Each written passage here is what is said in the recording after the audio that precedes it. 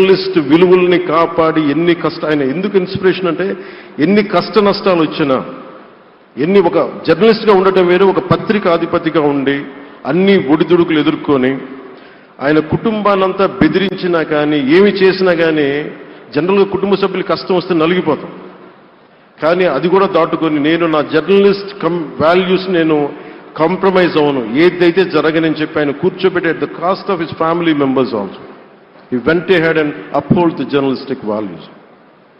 వారికి దానికి చాలా చాలా సాహసంగా నాకు చాలా ఆనందం వేసింది. ఆయన ఆఖర్లో ఎలక్షన్ రిజల్ట్స్ వస్తాయి, ఎప్పుడు వస్తాయి వీటన్నిటి అనుకున్న టైంలో నేను ఒకటి అనుకున్నాను, ఆయన ఆరోగ్యం క్షీణిస్తూ ఉంది, బాగుండు, ఆయన ఈ విజయ వార్త వింటారా లేదా అనేది నేను ఒకటి ఆలోచిస్తూ ఉన్నాను. సో నేను శ్రీమతి శైలజ కిరణ్ గారిని, సుమన్ గారిని, శ్రీమతి విజయశ్రీ గారిని అడిగినప్పుడు నేను ఒకటి అడిగాను, ఆయన విన్నారా అండి, ఆయనకి మాటలు వినిపించినాయా? అందరు చెప్తాను ఆయనకి వినిపించట్లేదంటే లేదు, చాలా ఒక 24 గంటలు ఆ విజయాన్ని దశాబ్దం పాటు నలిగారు, దశాబ్దన్నర పాటు నలిగి ఆయన్ని నలిగిన తర్వాత ఆయన అలాంటి వ్యక్తి విజయ వార్త వినకపోతే అక్షోభిస్తుందేమో ఆత్మని అనిపించేది. కానీ విజయ వార్త వినే ఆయన పరమదించారు. అందుకు నాకు చాలా ఒక తృప్తినిచ్చింది. అలాంటి మహానుభావులకి నా నివాళులు అర్పిస్తూ ఆయన నుంచి ఎవరైనా నేర్చుకోవాల్సింది ప్రజాస్వామ్యాన్ని పరిరక్షించడానికి ఎవరి స్థాయిల్లో ఒక పత్రికాధిపతిగా కావచ్చు, ఎవరు ఏ స్థాయిలో ఉన్నా దాన్ని మనం కాపాడాల్సిన అవసరం ఉంది. అలాగే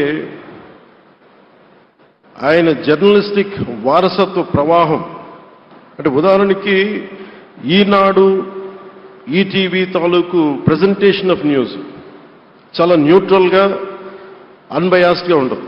ఏదైనా విషయం చెప్పేటప్పుడు నా గురించి ఎంత రాస్తారో, నన్ను తిట్టాలనుకున్నప్పుడు అంతే తిడతారు.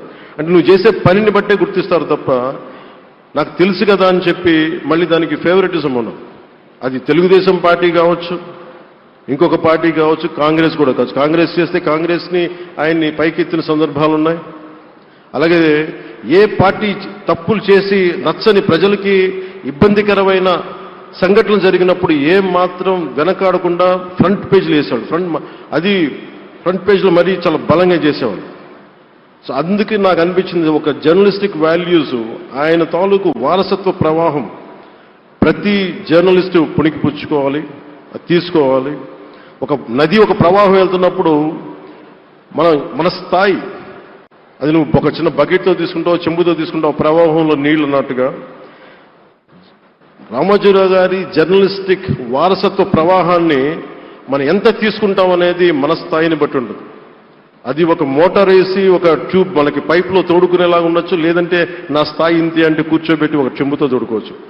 అలాంటి అపరిమితమైన ప్రవాహం, ఆగని ప్రవాహం, ఉధృతమైన రామోజీరావు గారి జర్నలిస్ట్ వారసత్వ ప్రవాహం ఈ రాష్ట్ర ప్రజలందరూ కూడా, తెలుగు ప్రజలందరూ కూడా దాని నుంచి మనకి ఒక స్ఫూర్తిని తీసుకోవాలని మనస్ఫూర్తిగా కోరుకుంటూ